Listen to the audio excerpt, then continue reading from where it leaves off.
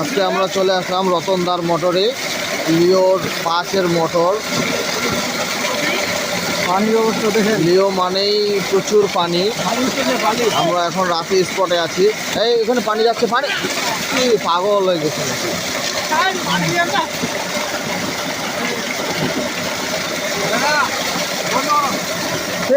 সে পানি মোটরটা। এই যে আমাদের দাদা রতনদার লিও পাম্প সেট আপে। মোটর চালু করতেই এত বিশাল পানি, যা দেখে উৎসুক জনতার প্রচুর ভিড়। দাদা এই পাশে দেখেন একটু, এই দাদার মোটরে আসছিলাম আমরা, অনেক রাত পর্যন্ত সেট আপ দিলাম মোটরটা। এটা হচ্ছে লিওর 5 হর্সের পাম্প। পানি দেখে অনেক সন্তুষ্ট আমরা। ঠিক আছে, ধন্যবাদ সবাইকে। আসসালামু আলাইকুম।